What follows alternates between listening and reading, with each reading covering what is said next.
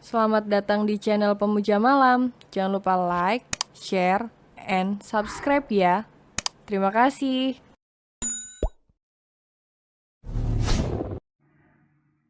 Chapter 49. Mama Mertua. Gilang melepaskan gadai tangannya dan menyuruh kita untuk duduk di ruang tamunya. Kita menyadarkan pandangannya. Ada sedikit perubahan penataan di rumah Gilang. Sebentar ya, aku panggil mama dulu, katanya. Kita mengatur nafas panjang, tubuhnya berkeringat. Dia gugup dan juga takut. Dia tidak sanggup jika harus menjauhi Gilang lagi. Sore tante. Kita berdiri lalu mencium tangan Mama Rima. Sore, akhirnya mantu Mama dibawa pulang juga. Kamu kenapa masih panggil tante sih? Panggil aja Mama, kata Mama Rima sambil memeluk erat kita. Mama, kita menirukan Mama Rima dengan ragu. Iya Mama, kamu adalah menantu di rumah ini, jadi harus panggil Mama. Mama Rima melepaskan pelukannya, lalu memegang kedua pipi kita dan mencium keringnya. Kita menoleh ke arah Gilang. Gilang tersenyum sambil mengangguk. Kita tidak bisa berkata-kata lagi. Sungguh di luar ekspektasinya. Dia kira Mama Rima akan membencinya atau meminta dirinya agar melakukan hal lain untuk menjauhi Gilang. Maafin Mama ya, karena membuat kalian harus berpisah lama. Bahkan sampai putus. Mama Rima memegang kedua tangan kita. Tidak apa-apa tante, semua kan untuk kebaikan Kak Gilang. Kok masih panggil tante sih? Mama, kata Mama Rima lagi. Iya lupa, belum terbiasa, kata kita canggung. Mulai sekarang harus dibiasakan. Kapan kalian mau menikah? Ucap Mama Rima tiba-tiba membuat Gilang dan juga kita kaget. Mama ngomong apaan sih? Kak Andini aja belum menikah, masa kita duluan? Kata Gilang. Iya mah, kita juga masih kuliah, mau kerja. Kita ikut menolak menikah dalam waktu dekat ini. Benar juga, itu kakakmu kenapa diam-diam aja? Terlalu sedang bekerja, bisa-bisa lupa sama cari jodoh. Mama Rima ingat jika putri satu-satunya itu juga tak kunjung membawa calonnya menemui dirinya. Tapi kalau Andini mengizinkan, kalian nikah saja dulu. Mama kan juga udah pingin menggendong cucu. Kamu juga bisa kok bekerja setelah menikah. Iya kan Gilang? Kata Mama Rima. Mama, udah sana pergi. Gilang mengusir mamanya. Ih, kok Mama diusir sih? Kata Mama Rima. Ya habis ngomongnya ngelantur. Lagian Gilang juga mau pacaran sama kita. Ngelantur bagaimana? Mama kan cuma meminta kalian untuk segera menikah. Punya cucu yang lucu-lucu buat Mama.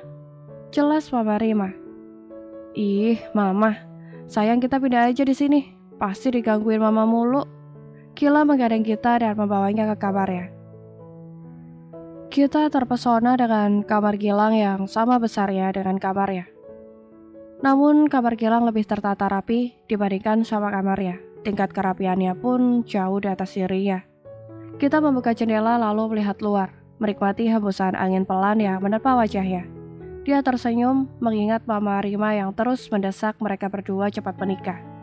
Kita benar-benar senang, karena diterima dengan terbuka dengan keluarganya Gilang. Gilang memeluk kita dari belakang. Mikirin apaan sih? Gilang menaruh dagunya di pundak kita. Gak mikirin apa-apa, hanya masih gak percaya aja. Mama kamu menerima aku dengan sangat welcome, kata kita. Tentu saja, pasti kamu lupa kalau Mama pernah bilang sama kamu jika selamanya kamu itu menantunya. Jika tidak bisa menjadi menantu, maka akan menjadi putri terakhirnya Mama, kata Gilang. Benarkah? Kita memandang Gilang. Ternyata daya ingat kamu masih sama saja ya. Jelek seperti dulu. Gilang menjahili kita. Bukan jelek, mungkin pada saat itu aku lupa. Kita tidak mau dibilang daya ingatnya itu jelek. Sayang, apa kamu sudah siap untuk menikah? Tanya Gilang. Kita mendelik lalu memutar badannya. Menikah? Iya, menikah. Kita masih terlalu muda. Kita juga baru aja masuk kuliah. Sepertinya mama sama papa belum bisa merestuinya. Jawab kita. Kalau mama sama papa merestui, apa kamu bersedia langsung menikah sama aku? Taya Gilang. Kita menggigit bibir bawah ya. Dia bingung harus menjawab apa. Jantungnya menjadi tidak aman. Dia pasti saja bersedia menikah dengan Gilang, tapi tidak dalam waktu dekat. Baiklah, jangan terlalu dipikirkan. Aku hanya bertanya saja, bukan bermaksud memaksa. Kalau tidak, kita nikmati saja pacaran kita yang pernah tertunda dulu. Jawab Gilang. Kita mengangguk lalu memeluk erat Gilang. Gilang menarik tubuhnya. Dia menatap wajah kita lekat. Kita deg-degan dan juga salah tingkah dengan pandangan Gilang. Gilang mendekatkan wajahnya. Kita langsung memejamkan matanya. Ketika jarak wajah mereka tinggal beberapa senti saja. Kita bisa bantuin mama. Mama Rima mengetok pintu kamar Gilang. Iya mah. Kita menarik pelukan Gilang dengan cepat. Dia takut ketahuan mamanya. Si mama ganggu aja. Gak tahu apa anaknya lagi melepas rindu. Omel Gilang sambil menjatuhkan tubuhnya di kasur. Kita berdiri di balik pintu sambil memegangi dadanya. Ini bukan pertama kalinya, namun entah kenapa dia selalu berdebar. Kita, kenapa berdiri saja di situ? Iya mah, kita berjalan turun tangga mengikuti Mama Rima. Kita menggigit bibirnya saat diajak ke dapur. Dia tahu, pasti mau diajak memasak, padahal dia saja gak bisa masak. Bisanya cuma makan sama ngerecokin Bidana kalau di rumahnya. Kita bikin makan malam untuk Gilang sama Kak Andi ini. Mama akan ajari buat masak kesukaan Gilang, kata Mama Rima sembari tangannya membuka pintu kulkas. Kita berjalan mendekati Mama Rima, lalu berbisik. Tante, Mama, kita gak bisa masak, katanya sambil meringis. Bukan gak bisa, tapi belum bisa, kata Mama Rima sambil mengeluarkan bahan-bahan yang akan dia masak. Dan yang terjadi, kita hanya menonton Mama Rima dan Bi Siti memasak. Dia hanya membantu memotongi sayuran saja. Mah, Mama gak menyesal gitu punya menantu kita, kata kita saat mencicipi masakan Mama Rima.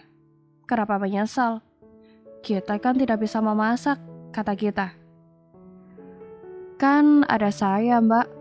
Nanti bisa minta tolong sama saya, sambar Bi Siti. Tuh, sudah dijawab Bibi, kamu gak usah minder. Nanti bisa belajar masak dan lain-lain sama Bi Siti. Bisa sama Mama juga bisa. Kalau Mama menyesal punya menantu yang gak bisa masak, gimana dengan Andi ini? Mama emang mertua terbaik. Kita memeluk Mama Rima. Jangan memuji seperti ini, Mama bisa melayang nanti. Oh iya, bangunkan Gilang, pasti dia tidur. Iya mah, kita bergegas membangunkan Gilang. Kita duduk di sebelah Gilang. Kak, bangun, makanannya udah siap. Kita membisiki telinga Gilang. Gilang bukannya bangun, justru menarik tangan kita hingga tertidur di sebelahnya. Gilang menarik kita dan memeluknya. Kak, jangan begini, nanti Mama lihat loh. Biarin aja. Kak, lepasin. Gak mau, kata Gilang. Kak, baiklah, cium dulu, minta Gilang. Kita mencium cepat pipi Gilang. Gilang bukannya melepaskan pelukannya, namun mempererat pelukannya. Kak Gilang, shh, diam sebentar aja, biarkan begini sebentar saja, bisik Gilang. Keesokan paginya, selamat pagi, sapa kita. Dia duduk mendekati Farah yang tampak lemas. Pagi, jawab Farah malas-malasan. Kenapa lo Far? Lemes amat kayak terong goreng, kata Gita. Farah manyun lalu menaruh kepalanya di atas meja. Gita menoleh ke belakang, menanyakan kepada Vian. Vian menyuruh dirinya agar mendekat. Lo gak tahu, bisik Vian. Kita menggelengkan kepala. Payah lo, adik ipar gak peka, kata Vian memaki Gita. Kenapa emang? Dia itu lagi ngambek sama Raka. Gegaranya dia tuh diabaikan terus sama Raka. Bisik Vian. Pantesan Manyun. Kita memutar tubuhnya lagi. Kita ikut menaruh kepalanya di atas meja. Ada masalah apa kakak ipar? Tanya kita. Kakak lo itu sekarang sudah tidak perhatian lagi sama gue. Farah Manyun. Semakin kesal saja kalau dibahas. Kencannya gagal ya? Tanya kita. Bahkan dia nggak bilang gue cantik atau apa begitu. Lempeng aja kayak tiang. Farah mengangkat kepalanya. Iya juga, beberapa hari ini gue juga lihat dia lebih menjadi pendiam dan mengabaikan gue. Kata kita. Apa Raka sedang ada masalah? Gue ajak main pun menghindar. Vian melongok dari belakang ikut nimbrung obrolan kita dan Farah. Kit, apa terjadi sesuatu sama Raka? Farah yang marah kini berubah jadi cemas. Kita menggelengkan kepala. Dia baru sadar kalau beberapa hari ini dia juga tidak bertemu dengan Raka. Kita menoleh kanan kiri mencari keberadaan Raka. Hari ini dia gak berangkat, kata Vian. Apa dia mengirim pesan sama lo? Tanya kita. Vian mengangguk. Iya, dia bilang tolong jaga lo sama Farah. Karena beberapa hari ini dia akan sibuk dan tidak masuk kuliah. Beneran Raka ngomong begitu? Tanya Farah. Iya, kalian berdua gak tahu. Vian ikut cemas, kita dan Farah menggeleng bersamaan. Vian menunjukkan WhatsApp-nya kepada kita dan Farah. Kit, Raka kemana? Mata Farah berubah berkaca-kaca. Apa ini karena gue kemarin merengek dan marah sama dia? Farah menjadi menyalahkan diri sendiri. Lo tenang dulu. Jangan menyalahkan diri sendiri. Nanti gue coba tanya Raka di rumah. Kita menenangkan Farah. Meskipun kita berusaha tegar dan tenang, namun dalam hatinya gelisah. Pikirannya tiba-tiba kacau saat pesan tidak terkirim. Kita mencari Raka di kamar, tapi tidak ada. Dia mengecek pakaian di lemarinya masih full. Semua barang ada. Raka pergi kemana ya? Tanya pada diri sendiri. Bi, panggil kita sambil menuruni tangga. Iya mbak, tahu Raka di mana nggak? Dari kemarin Bibi belum lihat Mas Raka. Cuman terakhir Bibi lihat tuh Mas Raka terima telepon. Habis itu pergi. Bibi tanya mau kemana nggak jawab. Makasih Bi. Raka kemana ya? Kita semakin panik. Dia menghubungi Mama, Genta, dan Kila.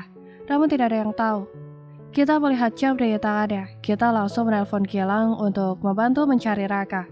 Setengah jam dari kita telepon, akhirnya Gilang datang. Kita berlari memeluk Gilang. Dia menangis dalam pelukan Gilang. Hei, kenapa menangis? Siapa yang menyakiti kamu? Tanya Gilang sambil mengusap rambut kita. Kak, Raka gak ada di rumah. Kita mulai sesenggukan. Gak ada di rumah gimana? Tanya Gilang. Dia pergi. Semua anggota keluarga aku juga gak ada yang tahu. Kak Genta sama Kak Kila sedang luar kota semua. Bantuin. Air mata kita terus mengalir. Iya, ayo kita cari dari tempat-tempat yang sering dikunjungi Raka. Ajak Gilang. Sebenarnya Gilang sangat lelah, namun demi kita dia rela untuk pergi mencari Raka. Sudah, jangan menangis lagi. Gilang mengusap air matanya. Kak Gilang pasti capek kan? Gimana kalau kita pakai sopir aja? Kita memberikan saran. Aku gak capek kok. Ayo naik. Gilang membukakan pintu mobil. Kita mulai membuat list tempat yang sering dikunjungi Raka bersamanya. Dan setelah berputar-putar, Raka masih saja tak ditemukan. Gilang juga menghubungi Vian untuk membantu mencari di area kampus, tapi hasilnya 0. Raka tidak ada di sana. Terus Raka di mana dong? Kita menatap Gilang nanar. Gilang menarik kita dalam pelukannya. Aku rasa sekarang Raka sedang menenangkan diri, jadi biarkan dia tenang dulu. Tapi dia ada masalah apa? Kenapa dia tiba-tiba menghilang? Apa dia nggak mikir dengan perasaan Farah? Pasti sekarang ini dia sedang menangis, cemas memikirkan Raka. Kenapa semua cowok selalu saja bertingkah seperti itu? Kita memaki. Kamu kok ngomong seperti itu? Cobalah tenang dan memahami situasi. Jangan menyimpulkan suatu masalah hanya sepihak. Kita kan belum tahu alasan kepergian Raka. Apapun alasannya, kalau dia sudah memutuskan untuk menjalani suatu hubungan, berarti dia punya tanggung jawab untuk memberikan kabar. Kita marah-marah. Sayang, ada kalanya seseorang perlu menenangkan diri. Kak, menenangkan diri bukan berarti menghilang. Apa tidak bisa berpamitan biar pasangannya nggak cemas dan memikirkan hal buruk tentangnya? Memang cowok selalu saja seenaknya. Kenapa jadi menyalahkan cowok terus? Gilang agaknya sedikit panas. Memang cowok selalu salah dengan seenaknya menghilang dan asik sama dunia sendiri. Sejak kapan coba aku sibuk sama duniaku sendiri? Kita sama-sama teleponan juga sering. Kamu tuh yang sibuk sama drama Korea, sama opa-opa pujaan kamu, sampai lupa punya pacar. Kenapa jadi bawa-bawa aku sih? Lagian opa-opanya emang lebih ganteng dari kamu. Dasar halu. Ya kalau nggak halu nanti kamu marah kalau beneran pergi sama opa-opa. Kamu menyesal lagi. Kita mayun sambil melipat kedua tangannya di dada. Bersambung.